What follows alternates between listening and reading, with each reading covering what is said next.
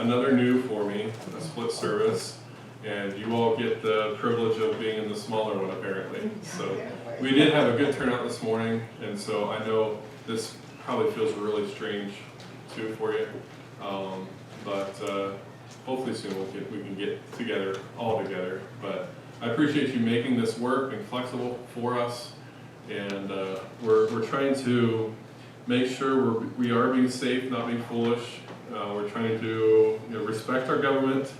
We're also trying to be a good testimony, so some of these things are even just for that purpose.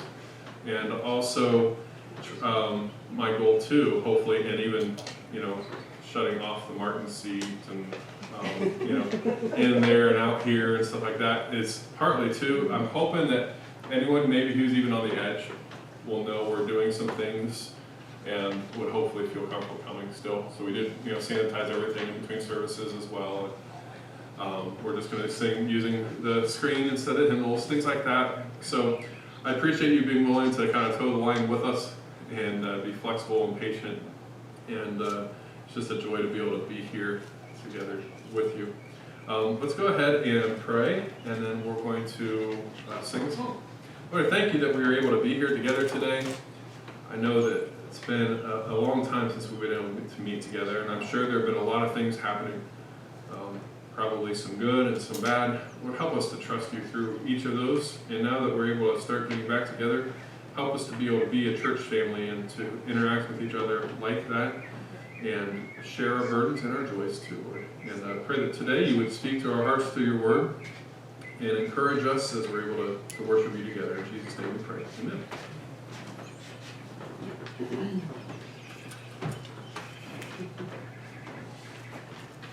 The hymn we're going to sing this morning was inspired by a dying message of Dudley Tin. He was a young preacher in Philadelphia. He'd been forced to resign from his church pastorate for speaking out against slavery in the mid-1800s.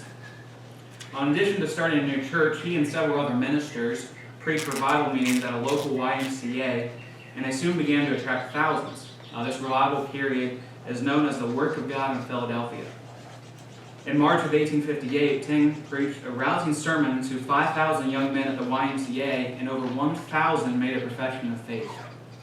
During his sermon, he supposedly said, "I would rather that this right arm were amputated at the trunk than that I should come short of my duty to you in delivering God's message." Only a few days later, on Tuesday, April 13th, 1858, Tin left the study of his country home to visit his barn where a mule was harnessed to a machine that was shelling corn. While patting down the mule, his sleeve was caught in the cogs of the wheel and his arm was badly maimed. He underwent surgery to amputate his arm, but he never recovered. He passed away the following week from his injuries. Before he died, he was asked if he had a message for the other ministers at the revival, and he replied, "Tell them, let us all stand up for Jesus." His friend and a fellow preacher, Dr. George Duffel Jr., was touched by the words and wrote the lyrics to this hymn. And when Dr. Duffield preached to his own congregation the next week, he focused on Ephesians 6:14, speaking of standing firm and putting on the belt of truth, and concluded his sermon with a hymn he had written, stand up for Jesus." So if you would, if you stand with me, we're going to sing Stand Up for Jesus. Stand up for Jesus,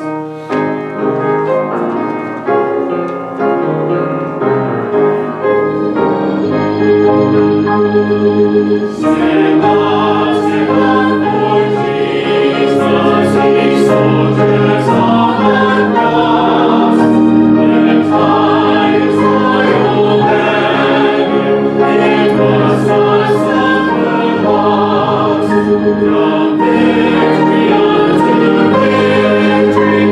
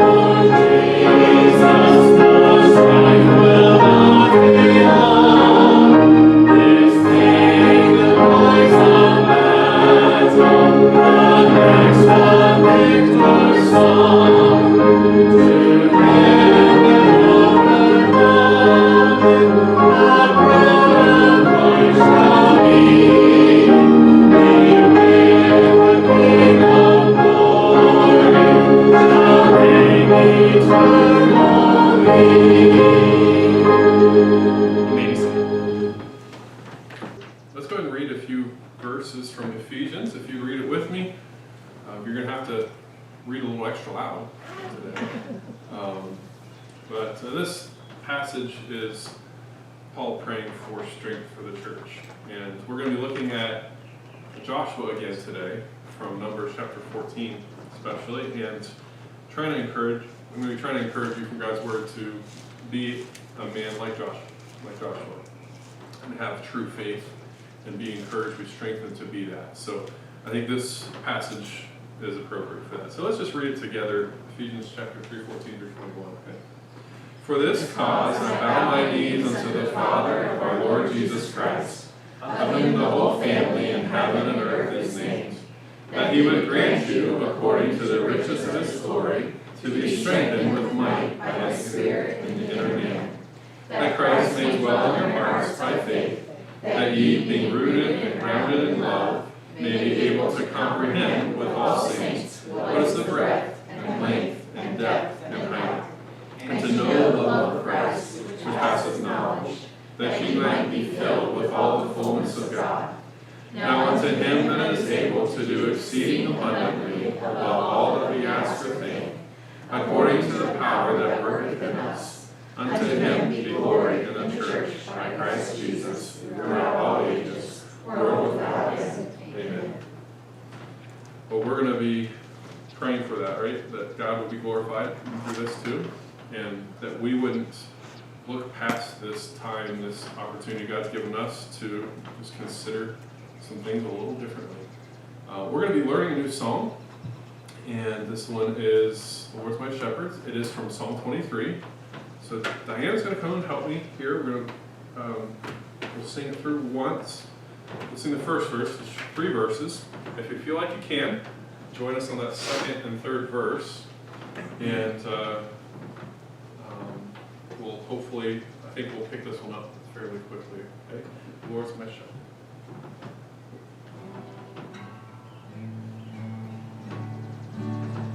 The Lord's my shepherd, I'll not want. He makes me lie in pastures green. He leads me by the still, still waters. His goodness restores my soul, and I will trust in you alone. And I will trust in you alone. For your endless mercy follows me. Your goodness will lead me home. Alright, if you feel like you can, go ahead and join us on the second and third, okay? He guides my ways in righteousness, and he anoints my head with oil, and my cup it overflows with joy. I feast on his pure delights, and I will trust in you alone, and I will trust in you alone. For your endless mercy follows me, your goodness will lead me home.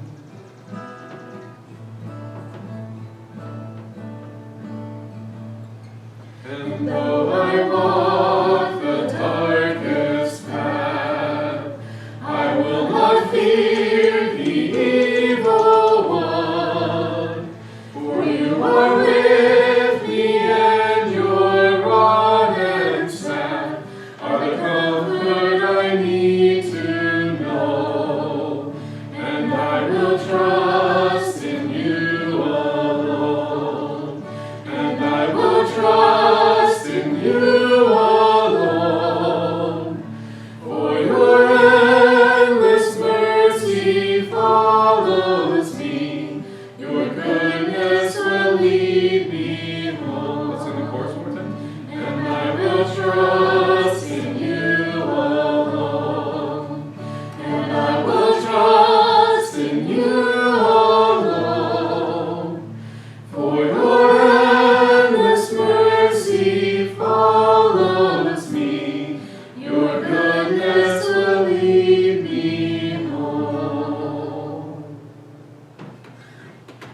sing with us. Now you're all going to be famous. We'll see which group makes the cut. All right, if you would, go ahead and turn to Book of Numbers, please. We're going to start, the first few verses will be from Numbers chapter 13. If you've been able to watch some of the sermons here lately, we've had a couple on Joshua, and so we're going to continue studying the life of Joshua, learning some lessons from him. And no, it's not a typo. I did mean to put a James kind of faith, even though we are talking about Joshua. And for some of you who have been joining us on our Wednesday night Bible study, there's a reason for that. If you were to think through the book of James, what kind of faith does James talk about? There's not one specific word, but what's the idea of the faith that James is talking about? What's that? Living faith. A living faith, okay? Not just, what's that? Faith with action. Faith with action, yep. That's what we see in Joshua. And that's what I pray we see in ourselves by God's grace. And that's what I want to encourage us with today. So a living faith, a faith with action, is what God asks of us and demands of us, and actually deserves too, doesn't he? He deserves more than just lip service to him being God. He deserves a James kind of faith. And that's what we're going to see in Numbers, specifically Numbers 14, verses 6 through 9. But, excuse me. No, I'm not sick. We're going to start by kind of getting a little background, and we'll be in verses 21 through 27 in just a second. But Israel at this time now has finally made it to the edge of Canaan. What they thought was a long trip, they've finished. They have no idea how long that trip is going to get extended, but they're at the edge of Canaan. So they're ready to now walk into the land that God promised them. But if you were to look at the last couple chapters, you'll see a couple things happening again that you're not surprised with. They complain, and then God has to discipline them. And then they complain, and God has to discipline them. And this is the normal MO for them, isn't it? And this has happened even just right up until this point where they are at the edge of Canaan. But they made it. Those who weren't killed in plagues because of their complaining are here ready to step in. And now all they need to do is send some spies into the land to be able to come up with their plan of attack. There's nothing wrong with them sending those spies into the land. This wasn't an issue of doubting. I think it was good sense of figuring out, all right, where do we go, when, and how are we going to approach this? And then, once they sent those spies out and had them come back, God's people decided to stop acting like God's people again. And Numbers chapter 13, those 12 men are chosen out, including a couple names we're familiar with, Caleb and Joshua. And there seems to be a fairly good chance that some of those 10 men probably fought under Joshua just a short time ago, if you remember the battle with the Amalekites. But in verses 21 through 27, things seem to be going pretty well. So they went up, searched the land from the wilderness of Zin and Rehob, as men come to Hamath. They ascended by the south and came into Hebron. So they started in the south, and they traveled northward. This would have been, they would have been going through the hill country that you and I would be familiar with from reading scripture of the regions of Judah, Samaria, and Galilee. So they were walking through those regions that we're used to hearing in the Gospels. And that's what they were spying out. And verse 23, they came to the brook Eshcol and cut down from thence a branch with one cluster of grapes, and they bare it between two upon a staff. And they brought the pomegranates and the figs. Now, some of you who are better shoppers than I, you might have a better idea of this, but a cluster of grapes that would be big enough to carry between a pole, between two men, that people will say the average would have been like 10 to 12 pounds of grapes. Now, I don't know how much that would be, but it had to be pretty substantial.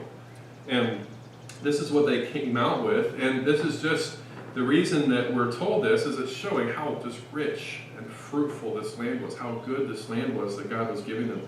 He wasn't just giving them the dregs. He wasn't giving them leftovers. He was giving them a good land. And they returned from searching the land after 40 days. Verse 26. And they went and came to Moses and to Aaron and to all the congregation and the children of Israel, to the wilderness of Paran, to Kadesh, and brought back word unto them and unto all the congregation, and showed them the fruit of the land. And told him and said, We came unto the land whither thou sentest us, and surely it floweth with milk and honey, and this is the fruit of it. So far, so good. Right? Everything's a good report, good fruits. This is probably, I imagine that looks incredible after what they've been eating. Remember they were complaining about the manna? And they just got sick on the quail. And now just some fresh fruit. You imagine how it would have had to look to them. And this is just across the border now. And then it starts to fall apart. Verses 28 and on. Nevertheless, the people be strong that dwell in the land, and the cities are walled and very great. And moreover, we saw the children of Anak there. In other words, giants, basically. The Amalekites dwell in the land of the south, the Hittites, and the Jebusites, and the Amorites dwell in the mountains, and the Canaanites dwell by the sea, by the coast of Jordan. And Caleb stilled the people before Moses and said, and Caleb here is the spokesman. There seems to be a group of 4 leaders. You have Moses and Aaron, and then now Caleb and Joshua. And he seems to be the spokesman for them. And he said, Let us go up at once and possess it, for we are well able to overcome it. It didn't bother Caleb too much, did it? Verse 31, But the men that went up with him said, We be not able to go up against the people, for they are stronger than we.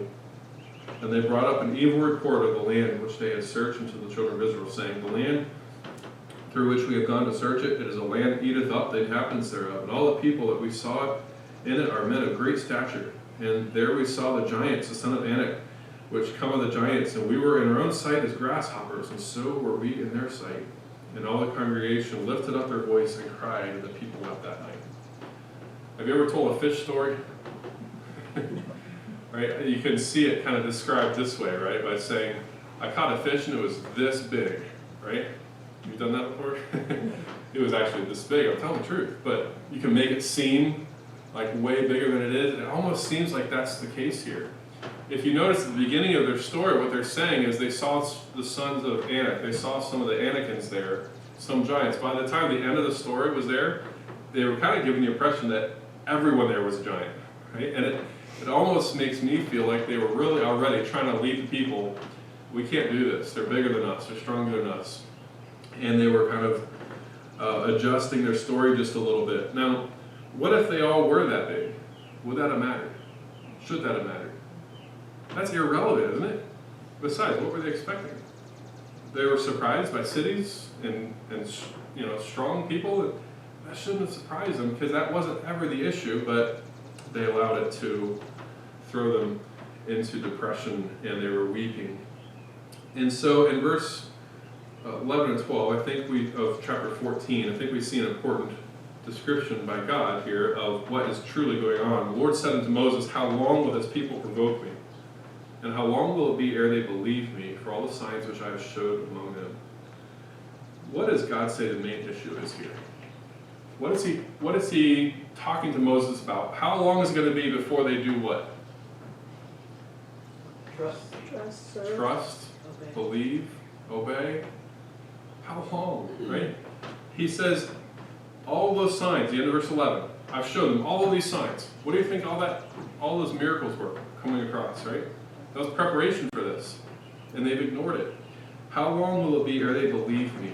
See, the problem was not the land, right? Was the problem the land of Canaan? Did they get there and say, well, we don't want this? No, they weren't surprised like that. It was a wonderful land. The problem wasn't the people either, was it? As strong as those people were in Canaan, were they more powerful than the superpower of Egypt that they just watched get demolished? The problem wasn't the people, really. The problem wasn't the battle either. Not too long ago, they'd already seen God give them the victory. Do you remember when Moses held up his staff? Aaron and Hur helped him.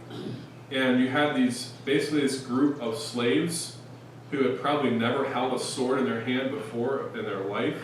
And they win this battle, not because they were great, but because God gave them the victory. The problem wasn't the battle. The problem with all of this was unbelief. That's all that it was. Here, these people had every reason to trust God, and yet they turned away from Him. And we see it in verses 6 through 9 is what I want us to focus on. So now that's kind of the background. That's what's happened. Now Joshua and Caleb, and we're going to approach it as if it's just Joshua, since he's the character we're studying. We're going to look at their response. And we're going to see their challenge to the people of Israel and their example to them and to us as well.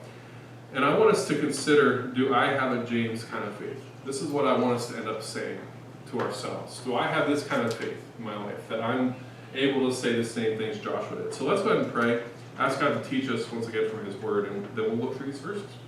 Lord, I thank You for Your Word and how it is perfectly the answer for every need we have in every season of life. And even though this was written so long ago, it's so relevant for our situation even today. And we thank You for that. I pray that You would use Your Holy Spirit to speak to our hearts, that we would be open to it, willing to be taught, and willing to be changed by Your grace. That we obey and have a James kind of faith. In Jesus' name we pray. Amen. What I want us to look at is, what is this man of faith like? A man of faith is what? So, verse 6, and Joshua the son of Nun and Caleb the son of Jephunneh, which were of them that searched the land.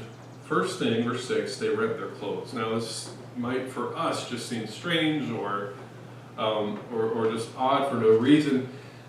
The tearing of one's clothes was a widely practiced action here in this culture of the ancient Near East. It was an outward expression for one of three things usually. Okay? It was an outward expression of either mourning of the dead, an expression of deep lament over disaster or plague, and thirdly, it could be a prefacing of a prophetic message of judgment. Now, can you see a hint of all three of those things in what's going on here? We see this expression of mourning for the dead. Well, they've just had proof that God will, if He has to, He's willing to even bring a plague to His people when they turn from Him. What do they think is going to happen now? Secondly, the expression of deep lament over disaster or plague. Here they're ready to walk into what God promised them, and they're rejecting Him again. What do they think is going to happen? And then this prophetic message of judgment, here they know what's coming. And so I think in Joshua and Caleb's mind, this isn't just a mental regret for them.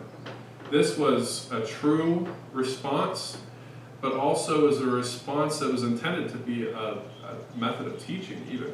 So the first thing we see from Joshua, what does a man of faith do? A man of faith mourns the right things. A man of faith mourns the right things. Sin should bother us. That's, I think, what we see here. Sin should bother us.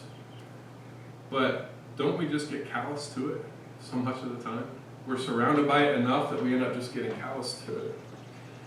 And instead of us being calloused by sin, it should cause a blister. That's what sin should do for us. So, on my pinky finger right here, I have to get a little TLC today. I have to complain a little bit because I'm injured. So, yesterday we were mowing. Marshall and I had to get the cemeteries done. And the week we've had with the rain. So it all got pushed to yesterday. And so he made me weed eat. And he actually volunteered to weed it all day. But I weed eated Pleasant Grove. So that's the biggest one we have, and that's the one we started off with. And I noticed when I was done weeding, I had this blister right on the side. Now, isn't that an odd place to have a blister? What I figured out was I was holding the weed eater with these fingers in the loop and my pinky on the outside of it. And for some reason, there was this little burr or something, and it was uncommon area to be rubbing, and it was rubbing me the wrong way. And so I got a blister, right? Well, thank you, Sherry, I appreciate that.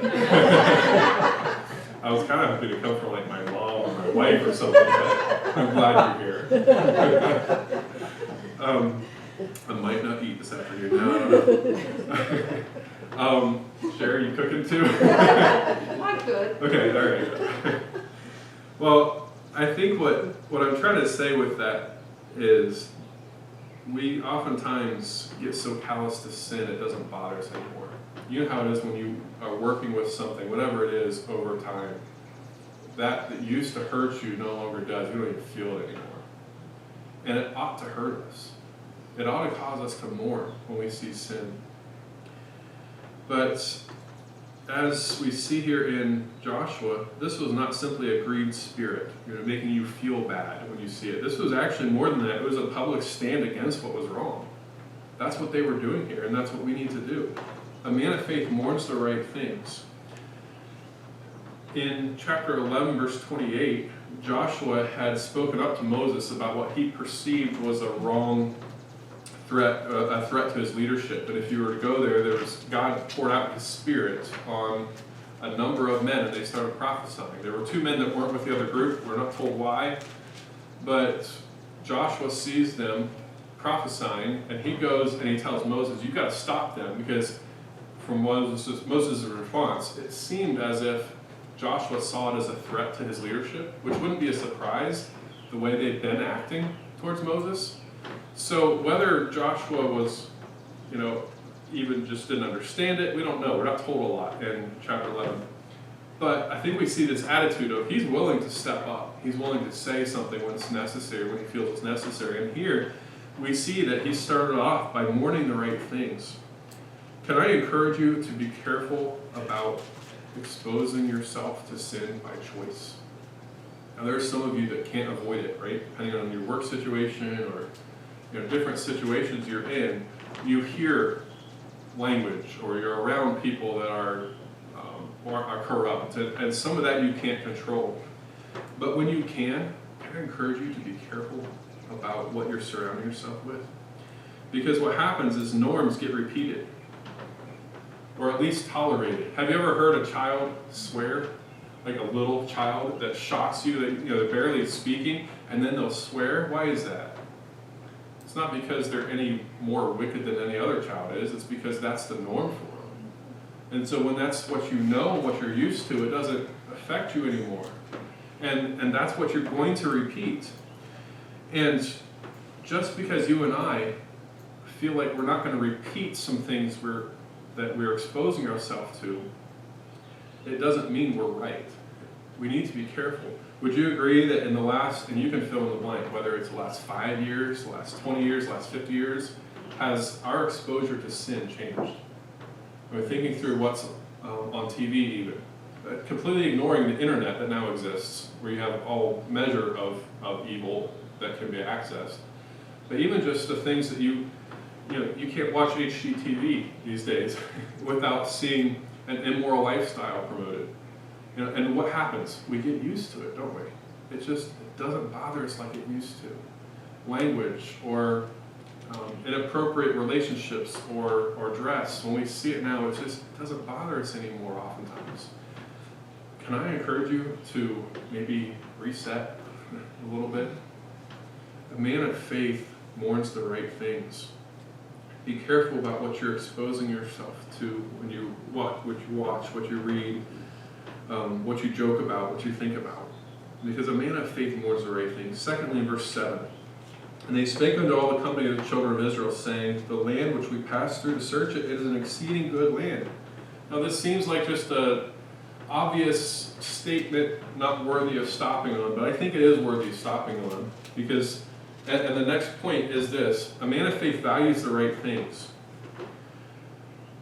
Look back at chapter 11 for just a second. Let me prove what I mean and why I'm saying this.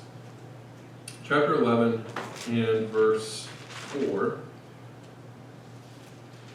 One of those times I mentioned when they were complaining. And the mixed multitude that was among them felt a lusting. There was a group of Egyptians that came with them too, with Israel. They seemed to be causing some trouble now, but Israel was quick to join in. And the children of Israel also wept again and said, who shall give us flesh to eat? We remember the fish which we did eat in Egypt freely, the cucumbers and the melons and the leeks and the onions and the garlic. But now our soul is dried away. There's nothing at all besides this manna before our eyes. See, what were they doing? They were valuing things, right? But they were valuing the old things. They were valuing the things of Egypt that God delivered them from, and they were ignoring the right things, the good things they were to be anticipating.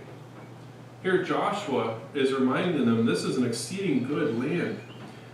And in chapter 4, or 14 again, when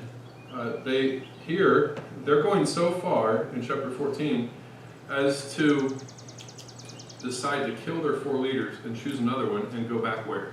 Any guesses? We want Egypt.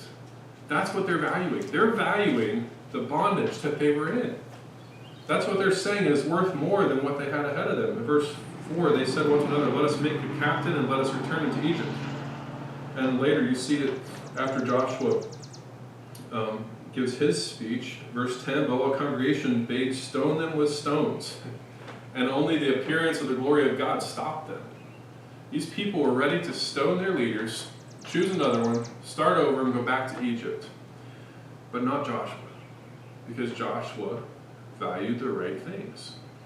One of the hallmarks of sin or rebellion is a person calling evil what God has deemed as good, and calling good that which is inherently evil.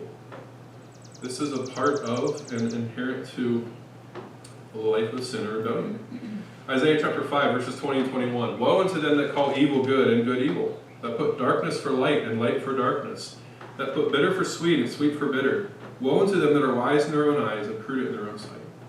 Now we can obviously take easy pop shots at our culture, right? Because our culture calls evil good and good evil. But what I want us to focus on is ourselves. Because oftentimes when we surround ourselves with other things, that's adding to our own lust, our own sinful flesh, which doesn't need a lot of help. We can be guilty as well. And just because it might not be as extreme as someone else doesn't mean it's not as wrong.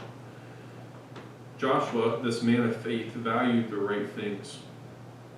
In verse 3 of chapter 14, we even see they came up with a good excuse or good reason for this when they're saying, we want to go back to Egypt. Okay, we're not going to go forward into the land God brought us to. Wherefore hath the Lord brought us unto this land to fall by the sword, that our wives and our children should be a prey. Who are they kind of throwing under the bus here? It's not for us, the men are saying. It's because we care about you see what I mean? It's for our kids and our wives. We have to protect them. It's not safe. And it was just an excuse. It was just a deflection from their lack of faith in God. And ironically, if you look at verse 31, when God has given them their judgment, and he's telling them they're going to be spending the next 40 years in the wilderness and won't ever receive this land. Verse 41, and Moses said, wherefore, 31, not 41. But your little ones, which you said should be a prey, them will I bring in, and they shall know the land which you have despised. God says, oh, you're going to use them as an excuse? Well, here's what's going to happen. You don't get it at all, and I'm going to give it all to them. These people were not valuing the right things. Joshua was valuing the right things. This is a good land. This is something God has promised us. This is something that God has given to us. The bottom line is they didn't value what God gave them. So my question to you is, what do you value? Much of our love for and affinity for sinful things is heightened by, I think, a lack of pursuit of the right things. Stupid question for you today. How does your car go up a hill? All right, so let me describe it a little bit. Let's say you were coming to church today, right?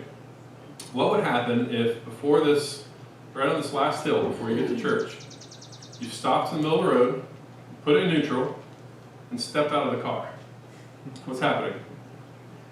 Going back, and probably pretty fast, right? Until it hits the ditch or the other car coming up the hill. Why is that?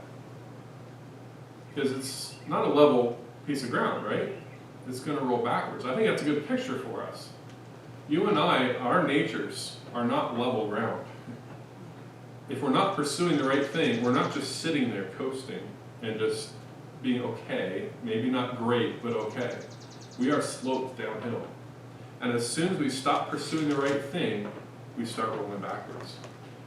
This is the reality for a vehicle coming to church, but it's a reality especially spiritually for us. Value the right things and pursue them, or you will value the wrong things and pursue them. You have to have enough power applied in your car the other direction to overcome that natural force of gravity pulling you downhill. And our hearts have a natural force that has to be overcome. By God's grace and his forgiveness that he's offered through Christ, we have freedom from that, but we can still submit to it if we choose.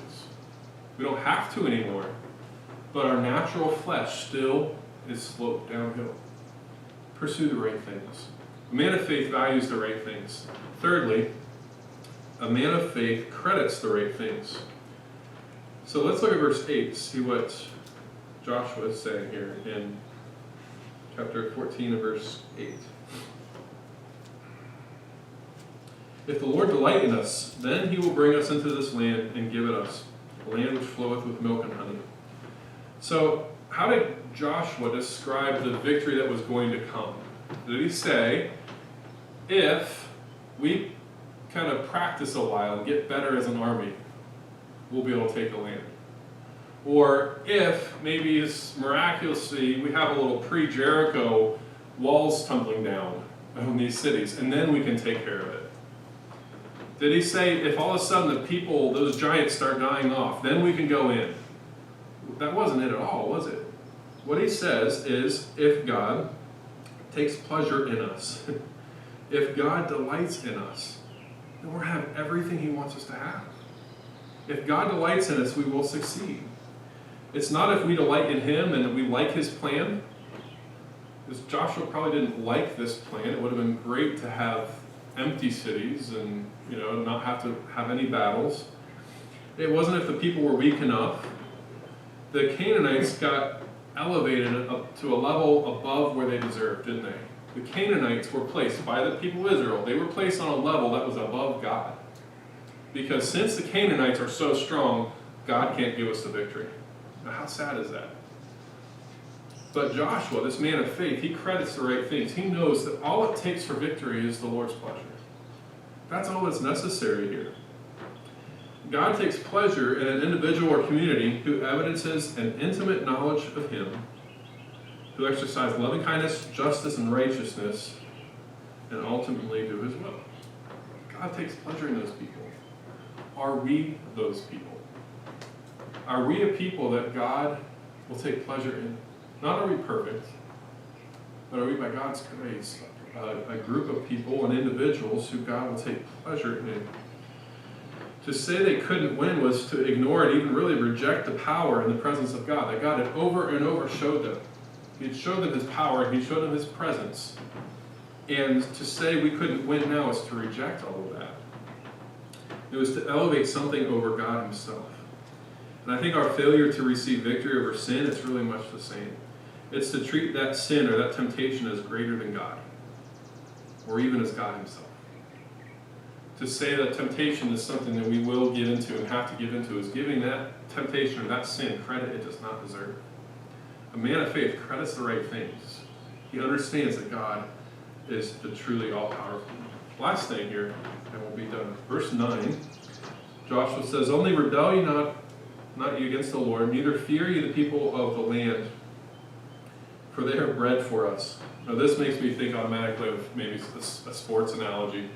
Have you ever heard maybe someone in that kind of venue maybe, we're going to eat them for breakfast? You heard something like that? What does that mean? We're going to take care of it. We're going to take care of a piece of cake.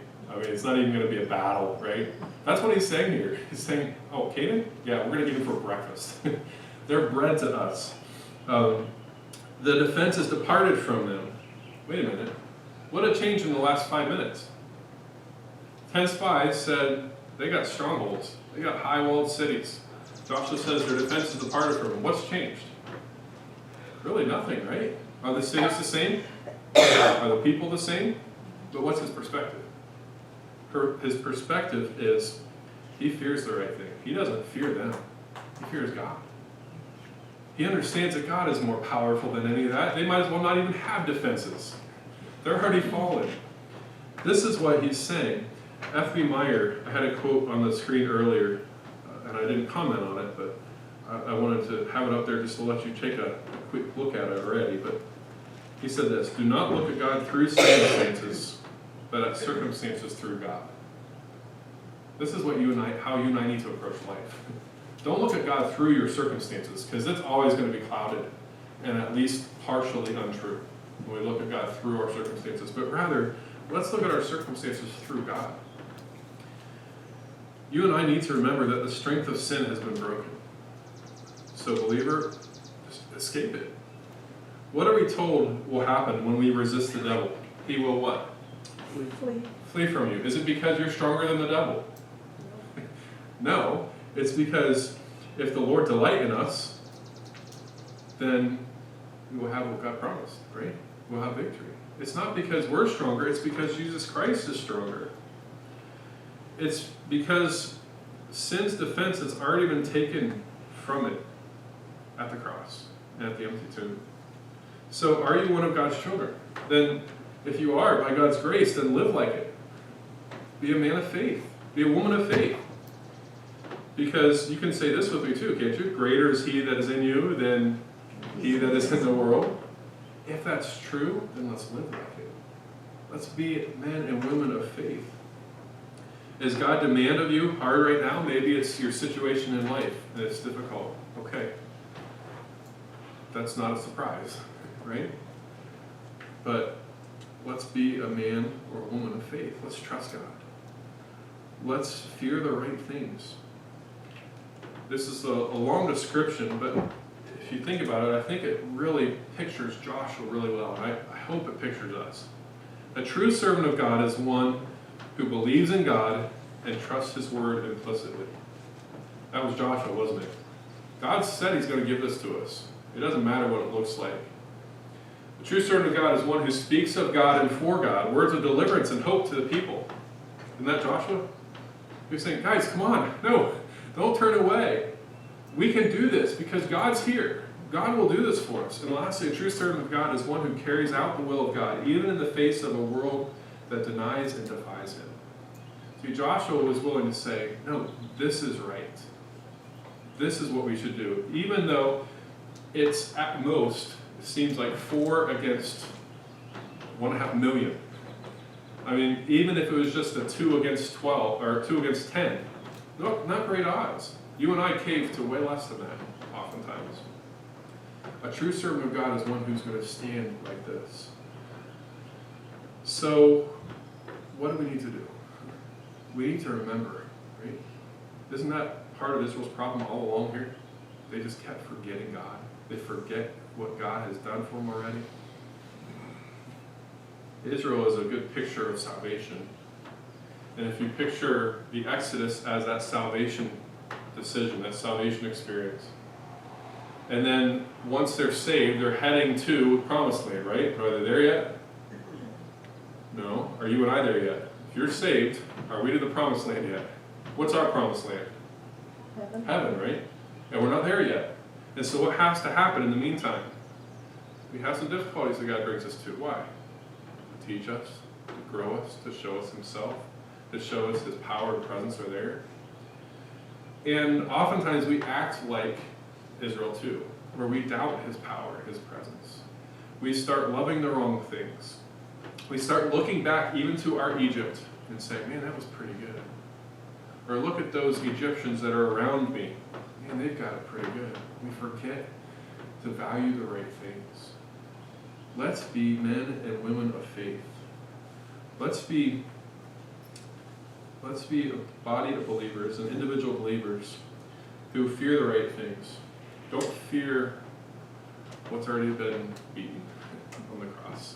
Jesus Christ already won the victory. Credit the right things. Let's credit the right things. Nothing's stronger than God. Let's let him have the victory. Let's let him win the victory. Let's value the right things. Pursue the right things, or otherwise you're going to be pursuing the wrong things.